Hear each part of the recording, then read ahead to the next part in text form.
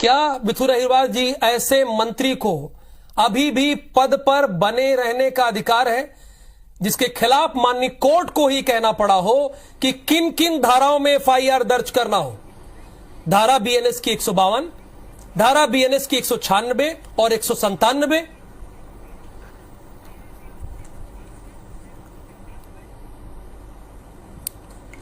देखिए, भारतीय जनता पार्टी से ये उम्मीद करना कि वो कोर्ट के फैसलों का सम्मान करे, इसके लिए तो निशिकांत दुबे जी अपना वर्जन दे ही चुके हैं। साधना सिंह जी हों, विद्या बालन जी हों, चाहे सोफिया कुरैशी हो, तीनों में एक चीज कॉमन है। ये तीनों की तीनों लोग विजय शाह जी द्वारा अपमानित की गई हैं। और अब इस मामले में एक तो मुझे इको आ रहा है, जिन चीजों का आपने जिक्र किया, सबसे पहले ये महिला का अपमान है, किसी महिला के खिलाफ आप इस तरह की टिप्पणी कर रहे हैं। दूसरा ये समुदाय का अपमान है।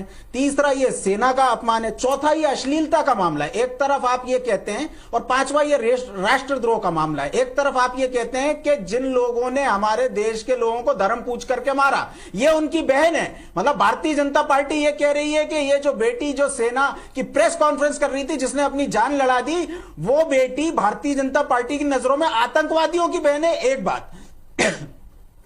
दूसरी बात, इन्होंने कहा कि जो कपड़े उतारने का काम नरेंद्र मोदी नहीं करते, वो कपड़े उतारने का काम ये करते थे। ये अश्लीलता का मामला इनके खिलाफ दर्ज होना चाहिए। तीसरा, इनका सेना का अपमान करने का मामला दर्ज हो रहा है। लेकिन भारतीय जनता पार्टी ये सब करेगी नहीं। अब इस समय जब कोर्ट ने कह दिया है, उस समय भी भारतीय जनता पार्टी का इनके खिलाफ एफआईआर ना दर्ज करना। जिस समय हमारे नेता जीतू पटवारी जी थाने में गए, हम सब प्रतिनिधिमंडल में गए, उसके बाद इन्होंने एफआईआर दर्ज नहीं की। इन मंत्री के बंगले पर किसी ने कालिक फेंक दी तो उस व्यक्ति के खिलाफ एफआईआर हो गई। लेकिन ये देश के ऊपर कालिक फेंकने वाले इस व्यक्ति के ऊपर एफआईआर नहीं की। अब उमा भारती जी, जो कि इनकी पार्टी की नेता हैं, उन्होंने भी मांग कर दिए थे इसकी बर्खास्तगी की जाए। लेकिन अब तक भारतीय जनता पार्टी की ओर से इन पर ना एक्शन लेना, यह बताता है कि भारतीय जनता पार्टी सेना के खिलाफ अपमान में, बेटियों के खिलाफ अपमान में, देशद्रोह में इस मंत्री के साथ है। नहीं तो भारतीय जनता पार्टी बताए कि कब तक कार्रवाई कर देगी।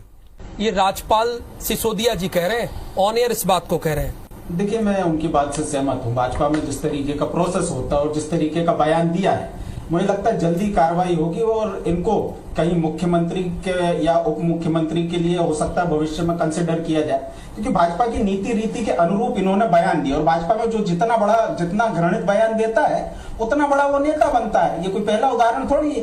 तो वो भारतीय जनता पार्टी जो ये कह रही है कि हमारे नेता इस मामले को संवेदनशीलता के साथ देख रहे हैं, हम इस बात से भी सहमत हैं। लेकिन हमारा निवेदन यह है कि आपकी संवेदनशीलता विजय शाह जी के साथ है, इस संवेदनशीलता को सेना के साथ और सोफिया कुरैशी जी के पास ले जाइए। आपके संगठन का सिस्टम है, बिल्कुल यही तो वो सिस्टम है कि विपक्ष ने एफआईआर की मांग की, विपक्ष के साथ साथ कोर्ट ने एफआईआर की मांग की।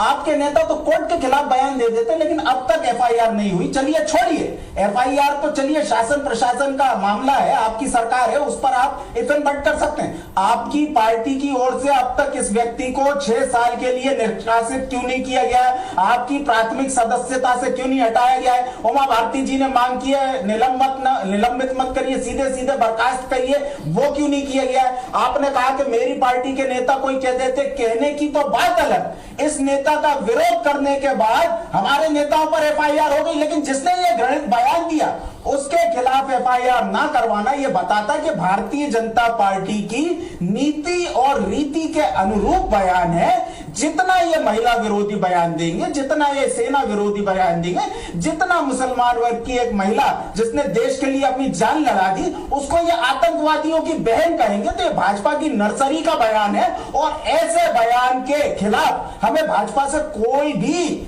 एक्शन की उम्मीद नहीं रखनी चाहिए। बातों में उलझाते रहेंगे, बताशे खिलाते रहेंगे, आजकल की बात करते रहेंगे, लेकिन कोर्ट की अवमानना का सीधे सीधे मामला आप पड़ा है। विद्या बालन जी के मामले में क्या कार्रवाई की इन्होंने? शिवराज जी की वाइफ के मामले में क्या कार्रवाई की? सोफिया कुरैशी जी के मामले में कार्रवाई करें।